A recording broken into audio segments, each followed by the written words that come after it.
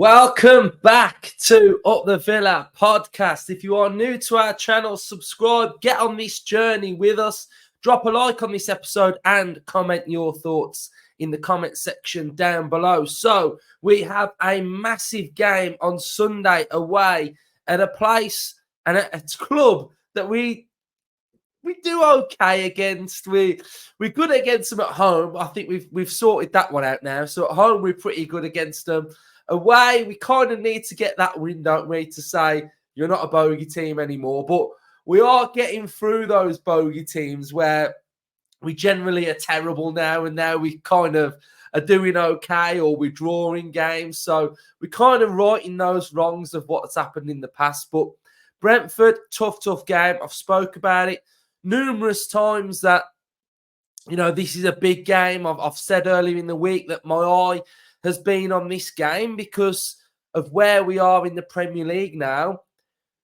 We've got to believe that we've got to keep winning and we've got to keep this momentum going and we've got to just try and get maximum points out of every game that we play. And I think this is a difficult game. There's been this narrative of our away form being really, really poor, and I kind of don't really get it. I think it's okay. We are a win away on Sunday for being 2 points behind Man City's away form. So in context, it's not that bad. But I think when football fans from afar are comparing the home and away, there's probably going to be that bit of a gap. There's going to be that bit of a difference because when you've won every single game at home, we haven't done that away from home. So the points tally, there's going to be a bit of a difference. And I think as long as we can keep going and not losing games away from home, I think we'll be fine. Like, stick a couple of wins in there, couple of draws, couple of wins. That points tally starts looking a lot tidier. So I'm really looking forward to the game. It's going to be really difficult, like every single game in the Premier League. I don't expect us to win. I think we've got to earn the right to win, and that's the same in every single game, whether you're at home or whether you're away. But I think just touching on what we did last week, I think we've got to keep remembering what we did last week because it was absolutely fantastic, and it'll kind of count for nothing if we don't get a good result against Brentford. I'm going to say that we've got to back it up with something. Yeah, looking forward to it. Tough game. Last week was phenomenal. Best week in my Villa supporting life, I think, with the magnitude of what it brings, where it leaves us, what it could potentially bring for the squad. So I think, like I say, we've got to back it up. But we're coming against a team who, and I'm going to say this right now, Thomas Frank is one of my favourite managers in the Premier League.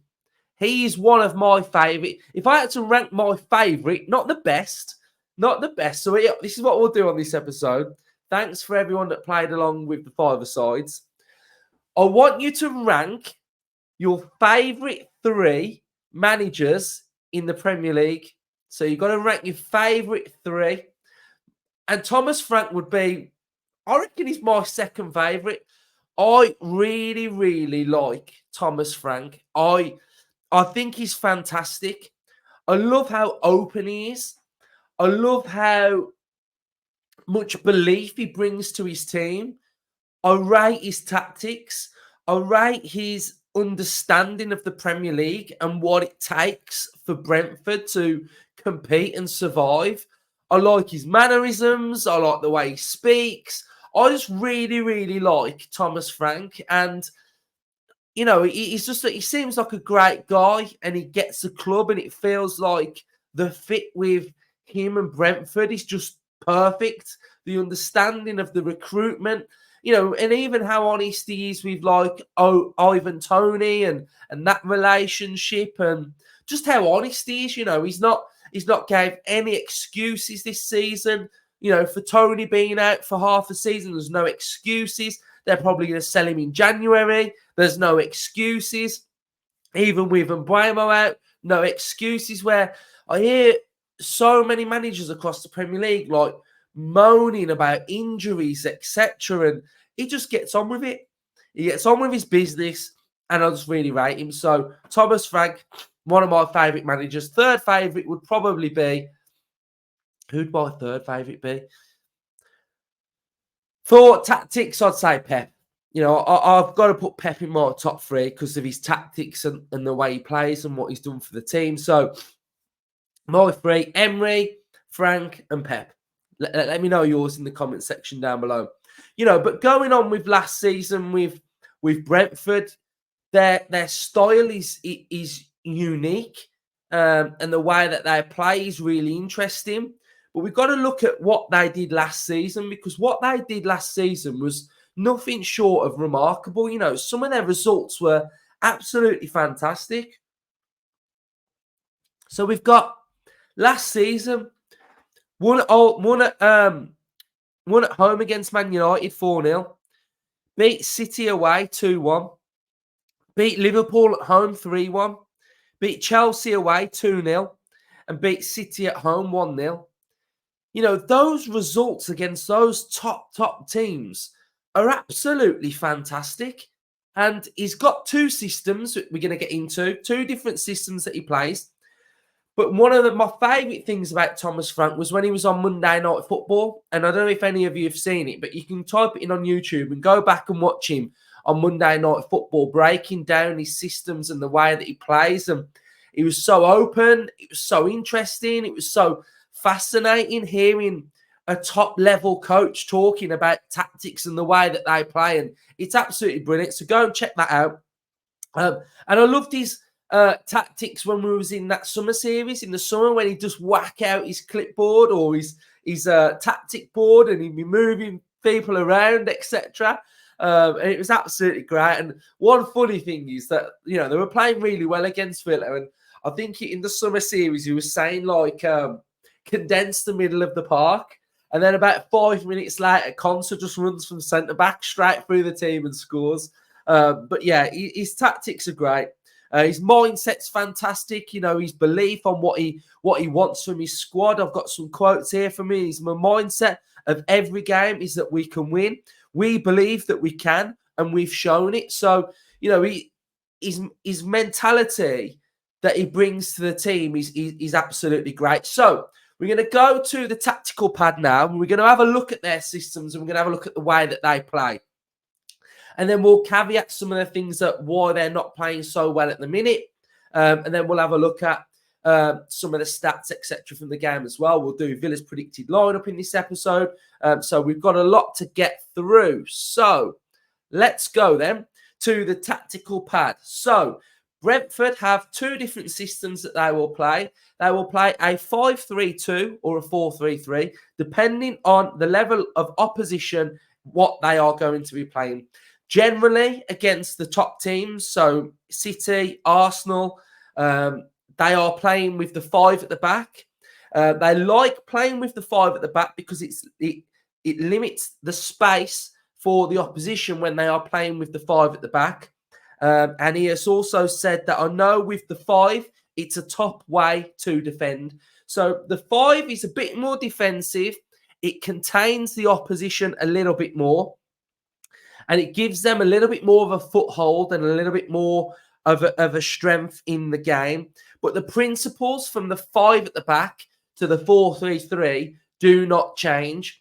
So if we have a little look at the benefits of this system, the benefits of this system come with 2 players who are currently injured, which is a massive blow for Brentford. So if we move these 2 out of the way, Visa would probably be in there for maybe Onyeka.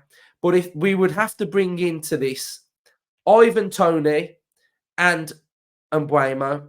So with the 5 at the back, Mbeumo and Toney were absolutely massive last season because it allows them to go direct. And by going direct up to Toney, flick-ons, hold-up play, it allows Mbeumo, who would be in and around here, to either drift out wide, to run off Toney. So this tactic of the 5 at the back with Toney and Mbeumo is absolutely unreal. Last season, Mbeumo absolutely destroyed Villa. at the G-Tech, and we managed to get away with a 1-1. But he was absolutely everywhere in this channel through here. And Tony was just peeling off and offering that threat. Tony loves to peel off as well. And then Abramo can go in there as well. So this system with those two is absolutely dynamite. But they don't have them at the minute. So their system in this 5 is a little bit of a blow as well, because they just can't operate the same way as which they would do with Tony and Abramo. When they press in their 5 at the back, everybody moves across a little bit. The 8s come and help support. Everybody shifts across. And what they don't want to do, so when they move and when they have that sort of space, they don't want that ball to be switched into that area. So when everybody moves and comes across, Frank does not want the ball to be switched into those areas. So it's about them being compact and about them being, organised. And the system just works really, really well. Another problem that they've currently got at the minute is Aya would be playing in this position, and Aya is currently out injured. So that is why they're potentially going to the 4-3-3. So the 4-3-3 is looking something similar to this. You'd have Norgard, Baptiste, and Onyeka, and then you'd have Visa, Potter, and Mopai. So the 4-3-3 looks something similar to this. We know principles don't change. So when they are pressing, they're going to be coming into these areas. But I think at the minute that the big problem that Brentford have got is no Abramo. Abramo is absolutely key. And then without Tony, they've got big problems as well. So they will go high. They will press high. They will go for man when they are going high. Normally, the 8s will press the fullbacks when they're playing in their 5s. And he's also spoke about how they operate in a week as well, which is fascinating. So he said that normally they will have an early team meeting on a Tuesday with the coaching team. They will implement and drip into some tactics on the Tuesday. And then Thursday, they will use their overall game plan, and then Friday as well. And he's also spoke about that he tells the team, the day before, so everybody can get prepared with the team. Everybody can get sort of in their head about who's playing in that game as well. So that's absolutely fascinating. I love that from Thomas Frank. So if we go now, and we'll just have a little look now in depth, a little bit more at their system and the variations on the way that they play. So this was their formation against Sheffield United. The loss against Sheffield United. So we've got the 4-3-3. The average positions look like this as well. So pretty compact. The 8s are very, very compact. The 6 is in there. I really rate Norgard. I think he's a brilliant player. Really, really underrated. And this was their passing network against Sheffield United. So you can see Ben Mee, Pinnock, a bit of a relationship there. Ben Mee to Janelt, who's offering the width. We've got Godos coming inside a little bit. Norgard, I think he's their best player, to be fair. A little bit like Dougie Luiz, being that sort of pivot that just offers everything. And then you've got Mopai and Wisa offering that threat up top as well. So that was how they played against Sheffield United. This one was against Arsenal. I think this was against Arsenal or Liverpool. This shows that they're 5-3-2 formation. And then you can see from the average positions, you've got number 19 and Buemo offering, a real focal point up top. You've got the 5 at the back, and then you've got the 3 in central midfield as well. So this just shows the 2 different formations that they play. Style of play, you can see that they are edging towards a slow and intricate, but they're sort of stuck in the halfway house this season. And I think this is why, and you can see this from having no Tony, that last season they were quite fast and direct. This season they're a little bit middle of the road. They don't have that focal point, but they've still got Mbuemo, so they can go direct to Mbuemo, but they're not as potent without Tony. And I think this shows, where they are. They're building out a little bit, but they're going direct at times, and they're just sort of in that middle part. This is Brentford's dominance per game. So blue is where they are dominant. Red is where the opposition are dominant. And contested is grey. So it's not that great from Brentford. You're seeing the opposition having a lot of ball in central midfield. And this is why Brentford are kind of, they're kind of struggling at the minute. Their last 3 games, they're really struggling. And then here we have from open play, we have got the XG. So you can see Aston Villa are at a 2.2248 and we're scoring 25. So Aston Villa are currently outperforming their XG. You've got Brentford in 11th with 19.80 XG and 16 goals scored. So they are underperforming their XG. So looks like Villa are more clinical, taking their chances. Brentford aren't taking their chances when they get them as much as well. And then I just wanted to show you this graphic with Brentford with their direct attacks. Their direct attacks, they're only at 16 direct attacks and they're at 24 build-up attacks, where Villa are at 39 direct attacks and 42 build-up attacks. So, you can see that little bit of a difference. You can see why Tony not being in the team is kind of hurting them a little bit as well. Home, we have got the away form. So Aston Villa's away form. We are in 9th place on 11. Like I say, we're a win away from that looking, a lot tidier. So what I'm going to do now is I'm going to show you the graphics from the game against Sheffield United. And Brentford were poor in this game. Really, really poor. And if they do this against Villa, then Villa are going to get a lot of joy. A lot of joy. So my first point that I want to make up is that they left the striker 2v1 or 2v2 numerous times in this game. So this was the first instance that I spotted it, where they went with this sort of... Right, here we go. So we went 2v1 here. And it's very, very dangerous. Very, very dangerous indeed, because you're just open. You've got the ability here to be rolled. Look how high Brentford were in this game. There's nobody here. There's nobody behind this player. And if he gets turned here, he's away. And I was really surprised that this is the tactic that Brentford adopted against someone like Cameron Archer, who's quite pacey. So we've got another instance here where we're 2v2, Brentford defending that 2v2. And from this moment here, this is where the Sheffield United goal comes from. So they're able to turn, they're able to play, and McAtee gets to this area here and he curls this ball into the top corner. But that all came from leaving a 2v2. Now, against Aston Villa, we know we're going to have a Diaby or a Watkins up top. So if they go for this 2v2 up top, they're going to get absolutely smashed. There was time and time again where Sheffield United were able to break through the lines and again pick up space, commit bodies forward. I think we've got here, okay, 3v1, but you've got players that are looking to get into these areas. And this was just happening time and time again.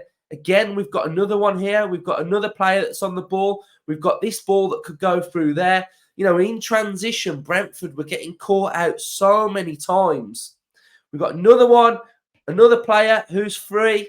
And I just think without Aya in Brentford's team, without going for that 5 at the back at the minute, they look quite exposed and they look like they can be really got at. We've got another one here where just highlighting Brentford's shape. Brentford have got Mopai, Wisaf up top as well.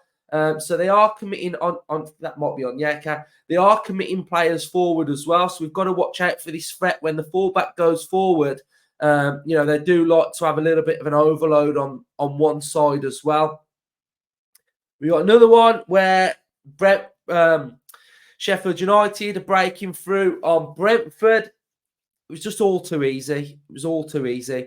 And then one thing that I will point out on crosses, they do like an overload on that back post. So Villa have got to be careful for the overloads that will be on that back post as well. So, those are some of the things that I picked up on against Sheffield United, that in transition, they were easy to play through.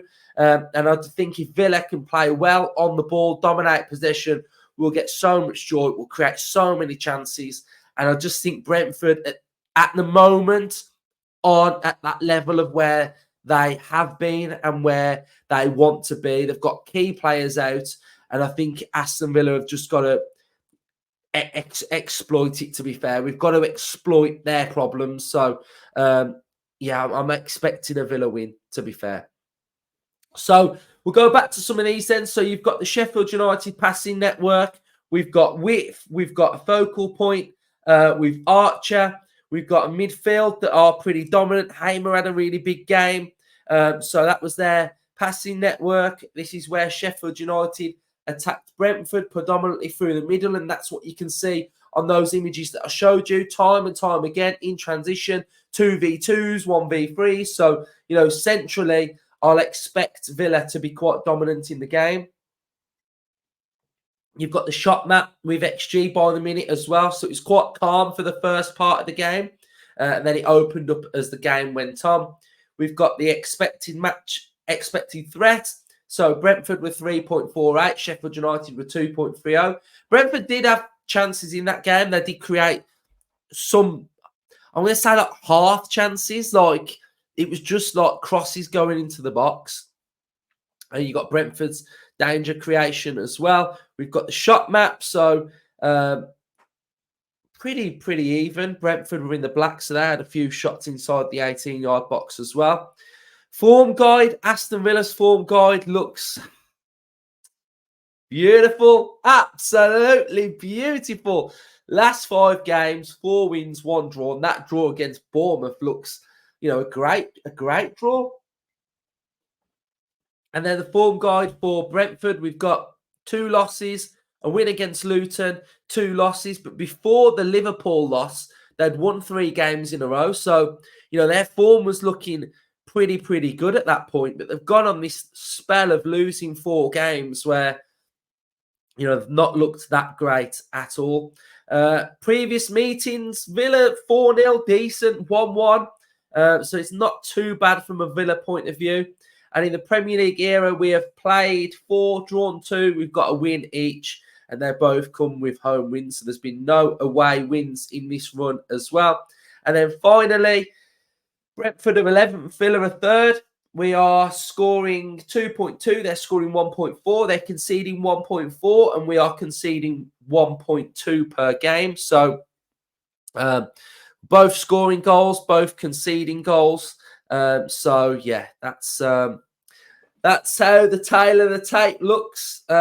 Interesting, looking forward to it. So let's go now with the predicted lineup then. So we will go predicted lineup, and we'll have a look at how it's going to match up and where I expect the threats to come from then. So I imagine with no Aya, unless they've got a player that I don't really know about, they're going to go 4-3-3 maybe.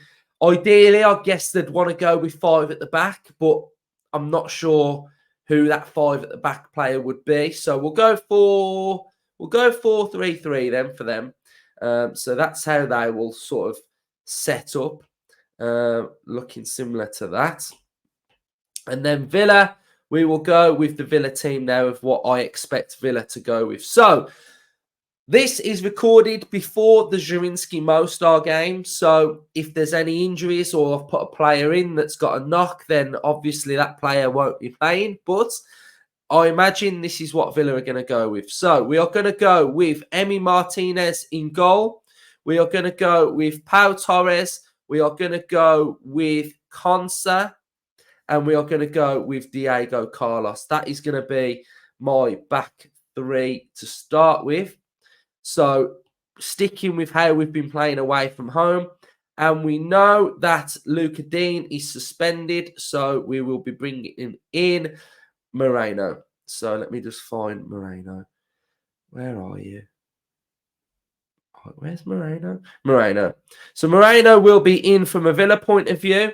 We will have Boubacar Kamara as the holding player. He will be the player who is going to be sitting in the double pivot.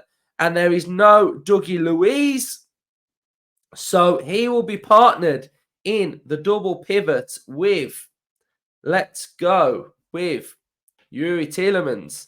So I'm going to go with Tielemans and Kamara in the double pivot. I think that will add good balance. I think Tielemans is playing really well at the minute as well. And then we are going to go with, because Tielemans will be moving position, we are going to go with Jacob Ramsey just in front of Tielemans. Right, here we go. So we'll go Ramsey in there, and then we're going to go with McGinn in the preferred side as well. So McGinn will be back in the side that I think a lot of you prefer him in. So we'll go McGinn there. We'll go Watkins up top, and we will go with Diaby. Now, if Bailey's fit, if Bailey's available, we'll go with Bailey. But if not, we'll go with Diaby. So what do I expect Villa to do well in this game then? I think we will be pushing Moreno up into those areas, pushing that wide player back a little bit more. We will be having a shape looking something similar to this. Carlos Manando Mopai. Just chuck him about, get rid of him. So that's what we'll have there. We'll have Kamara, who can screen this back three a little bit. And then that will allow Tielemans to, move around in these areas. Ramsey, I want him picking up the ball, driving forward, driving the team forward, getting into those pockets, offering a real threat, linking up with Ollie Watkins. McGinn getting in and around Norgard. That's important that McGinn gets inside and around Norgard and Baptiste as well. And then Diaby, offering a threat through here, offering a threat out there as well. So that's the team that I would go with. It's going to be an interesting game from a Villa point of view because we've got no Douglas Luiz. So, can we cope without Douglas Luiz? I would imagine that we can. I would imagine that these players are all going to be buzzing. They're going to be fired up. They're going to want to put in a real big, strong, solid performance. It's about keeping the game tight, growing into the game, controlling the game from a Villa point of view, and just offering a real threat and creating numerous amounts of chances. So I'm really looking forward to the game. I think as a Villa fan, we've got to look forward to every single game that we play now. There's going to be a lot of eyes on Villa now, and it's about us going out there, delivering, and just doing really, really well. So, hopefully you have enjoyed that episode. I know a lot of you are really enjoying these tactical episodes that I'm doing, and I'm really trying to push the channel. I think when we've done this channel, we've kind of like, and this is how I've wanted it to go. Really, I've wanted to continually evolve. I've wanted to push myself a little bit as well because I don't want to just get in a comfort zone and in a rut, really. Some of you might just think, oh, you just make an episode and that's it, really. But I'm here for longevity here. Do you know what I mean? Like, basically, this is my job up the Villa podcast, and I'm trying to push it. I'm trying to drive it forward and push myself because I want to go into areas that I'm not that comfortable in at times. And, if I just come on and just talk about the same old stuff, I mean, that gets boring for you. So all of the different concepts that we bring should bring a different type of enjoyment for you watching at home, whether it's the opposition previews, the debriefs, the previews, the fan cams, the player ratings, all these interactive ones. And I've tried to go and study teams and break down teams and show you kind of how teams are going to play and how they're going to set up, etc. So that's what I've tried to do probably for the last 6 months now is try and bring you a tactical element, really. So I think it's worked. I think a lot of you have enjoyed it. So I'm already now thinking, what's the next thing that I can do? What's the next step that I can bring to the channel to evolve it a little bit more? So, as we grow, then the channel grows and we grow as, people that come on the channel and present different ideas. So hopefully you're all enjoying it. I mean, it's a lot easier when Villa are third in the league, smashing Man City, beating Arsenal. That's so easy to talk about. It's so fun to talk about. And, I love the engagement from you guys. So I want as much of that as possible. I want you guys to all be involved. And I think the fan cams have gone up a level this year as well. So, fan cams have got better. They've got more fun. They're more energetic. And that's something that I want to bring as well. And, when we do our episodes, it's about taking you on a bit of a journey. So we do this one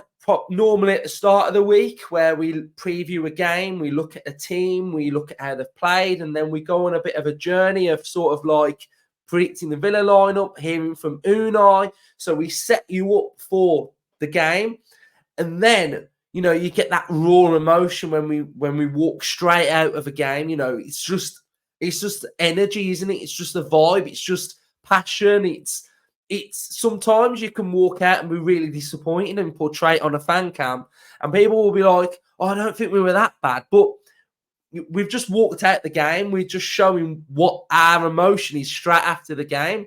If you want a more level-headed approach, then you'll get your debrief on the Monday where we will go more in depth with stats and statistics, and that's your more level-headed. So you can see that journey of walking out the game to a debrief, and that's hopefully what we are bringing and portraying for you guys that watch at home. So, we work really hard, and all we ask for is that you subscribe. It's free, and just comment and get involved and offer your thoughts. And everybody that goes off in the comments is like a fan forum. There's so many of you interacting with each other, and we kind of spark the conversation, and you end the conversation with your thoughts as well. So yeah, cheers for all your support. You're massive, you're great, you're legends. Up the Villa. Let's hopefully get this win against Brentford. Up the Villa.